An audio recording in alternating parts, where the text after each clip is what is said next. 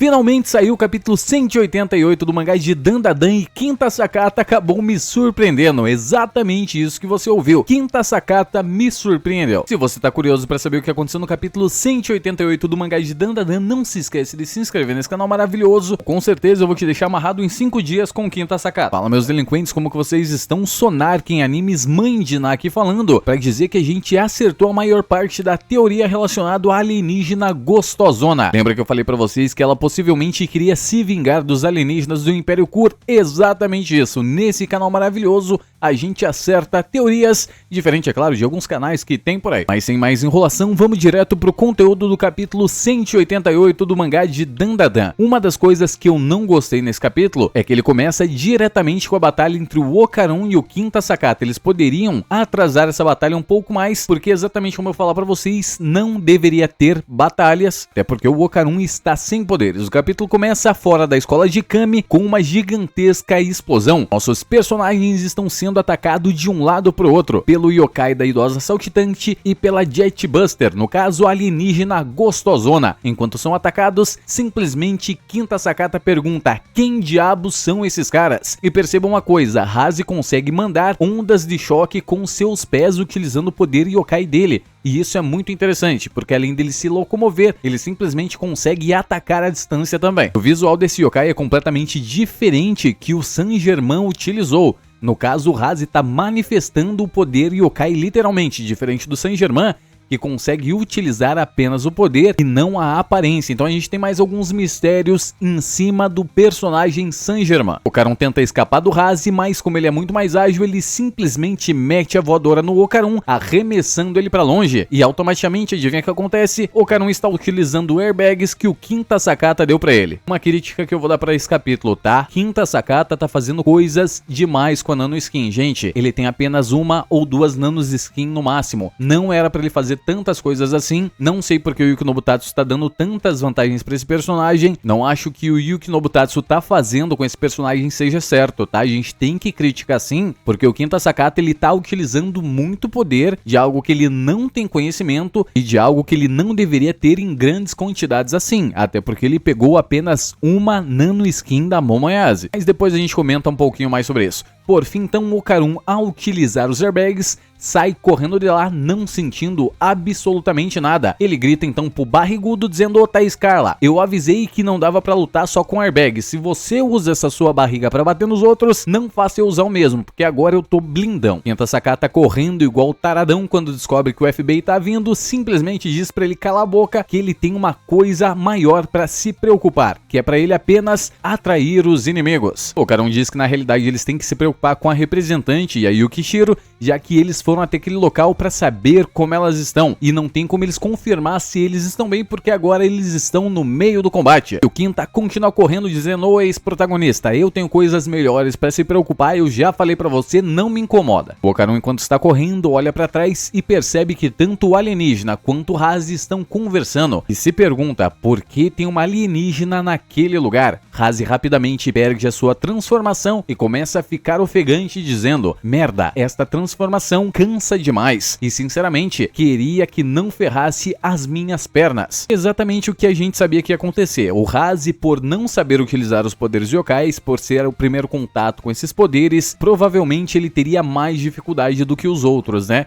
Mas pensem comigo, o Hazi ele tem uma condição um pouco melhor que a do Okarun no início, que ele tinha a Vovó Turbo. Então é normal ele ativar e desativar os poderes constantemente, coisa que ele faz nesse capítulo, então até aí tá tudo bem. Ele olha pra alienígena gostosona e diz: ei você, só fica correndo por aí, tá me atrapalhando, é pra você ir atrás do gordo, deixe o Okarun comigo. A alienígena gostosona, como não tá nem aí pra ele, simplesmente está analisando seu traje que foi modificado pelo Saint-Germain. A gente percebe um painel muito interessante com hieroglifos escritos e uma espécie de escrita cuneiforme, mais ou menos lá do período sumeriano, que sim, é possível que a gente consiga traduzir, mas é claro que eu farei isso em outro momento. Ela analisa o seu traje e diz: está muito difícil de usar, maldito Saint-Germain. O Hazi continua insistindo, tentando falar com ela, e ela simplesmente ignora ele, e Hazi certifica mais uma vez do objetivo, dizendo: a gente possui o mesmo objetivo, que é roubar a habilidade do Takakura. Só que nesse momento, Takakura Senpai está sem nenhum dos seus poderes. E agora que habilidade que você me pergunta, Vovó Turbo, não, suas bolotinhas.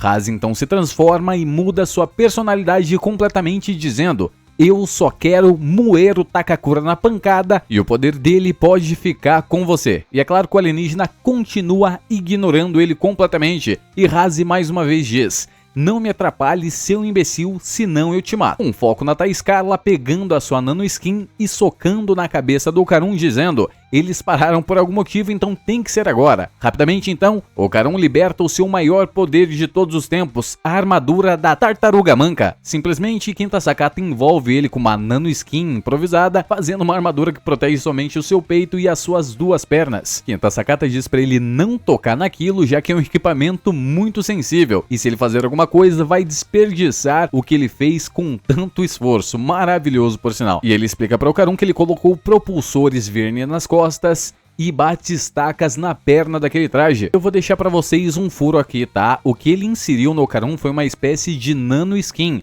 Então a nanoskin poderia sim ter a forma dessa armadura, mas a partir do momento que o Okarun vestisse ela, tivesse contato com esse material, ele simplesmente mudaria de forma se o Okarun pedisse, tá? Então é um uso completamente errado desse material e confuso, a não ser, é claro, que o Okarun não quisesse alterar a nanoskin, porque lembre-se vocês, em todos os momentos que a Aira, a MVP desse arco, tocou uma nanoskin, ela simplesmente mudou de forma, tendo uma forma principal, mudou para algo que fazia ela lembrar do Okarun. Então você nota que o Yuki Nobutatsu não tá se ligando muito nesses detalhes, e isso é importante, tá, gente? Ele tá dando muita atenção, muita liberdade pro Quinta Sakata. A gente até entende que ele faz isso porque o personagem é mais caricato, mas não fica tão legal assim uma história principal, quando envolve outros contextos. O Okarun então pergunta pro Quinta Sakata: e o que você vai fazer, Quinta? E Quinta diz: bom, isso é meio óbvio, né? Meu equipamento é o grandíssimo Quinta Sakata. Ele se transforma em uma armadura maravilhosa e diferente do Okarun, completa. E o Okarun até comenta sobre isso: ô caralho, por que o seu tá muito mais bem feito que o meu? E é aí que o Quinta Sakata reclama da mesma coisa que eu, dizendo: a nanoskin é limitada, tá bem? Não reclame. E é aí que eu volto pra falar com vocês. Yuki Nobutatsu tem ciência disso, mas quando é o Quinta, ele deixa livre, ele faz o que ele quiser, entende? E isso é preocupante, gente, porque o cara consegue fazer uma moto, um avião, uma armadura completa e ainda dá partes de armadura pro Okarun. Você percebe um probleminha aí, né? Depois de muita enrolação e muito bate-papo, finalmente a nossa alienígena gostosona consegue fazer o seu traje se mover e arranca mais uma vez em direção ao Okarun. De início nossos personagens ficam preocupados, mas assim que a alienígena desfere um ataque poderosíssimo no Okarun, a armadura simplesmente recebe todo o dano e ele não sente absolutamente nada. E o Quinta explica dizendo: é isso aí, como esperado de uma criação minha. Eu estive pensando em aprimorar o Grande Quinta desde a última guerra. O Grande Quinta é de fato maneiro e poderoso, mas extremamente fraco em relação a apanhar. Então, sendo bem resumido, ele somente aumentou a resistência do Grande Quinta. É claro que ele continua explicando, dizendo que ele andou com uma barra de ferro de um lado para o outro para se acostumar com a dureza do ferro. É oficial, Quinta Sakata anda levando ferro para tudo que é lado. Sempre suspeitei. E para acabar com os argumentos do Okarun, simplesmente enquanto ele apanha do alienígena, o Okarun grita com ele dizendo: e graças a essa idiotice, isso tá pesado demais e não dá para se mexer direito. E aí Quinta Sakata percebe que fez merda, já que ele ignorou que quanto maior a dureza, maior é o peso do objeto, então portanto não tem mobilidade nenhuma, já que o Quinta Sakata só utilizou essa armadura na sua forma grande, não na sua forma pequena.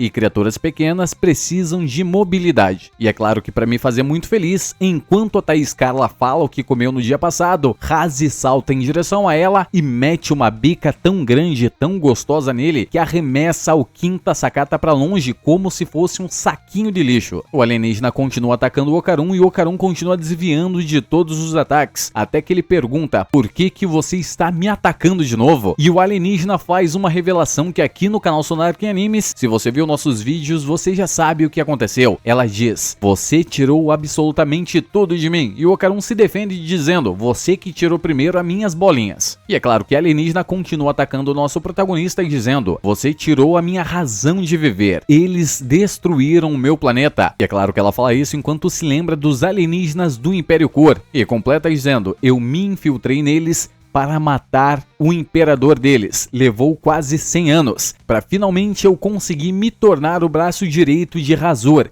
E tudo que eu fiz foi em vão graças a você, moleque desgraçado. Enquanto ela fala isso, ela massacra o Okarun, só butinada na cabeça dele. Ela pergunta para o Okarun se ele consegue entender o sofrimento dela, a frustração que ela possui. Nosso menino Okarun, ele tá debochado desde que perdeu os poderes da vovó Turbo. Ele acha que ele é forte, porque ele diz: tá bom, mulher, mas o que eu tenho a ver com isso? Então ele utiliza os propulsores do seu jato, ataca a alienígena e simplesmente utiliza o bate-estacas, arremessando o alien para longe, mas ele também recebe uma parte do dano. Nosso personagem se levanta e diz: pare com isso, eu não sou o seu inimigo. E é claro que a alien responde: meu objetivo de agora é simplesmente matá-lo e morrer junto. A gente tem uma breve lembrança do passado dessa alien e ela está abraçada com alguém que ela ama. E o capítulo termina exatamente aí. Tem painéis maravilhosos nesse capítulo também e o Kinobutatsu tá com uma arte maravilhosa, mas infelizmente ele se perdeu em relação aos poderes do Quinta Sakata. E na minha opinião, não era o momento certo de colocar o Okarun em batalha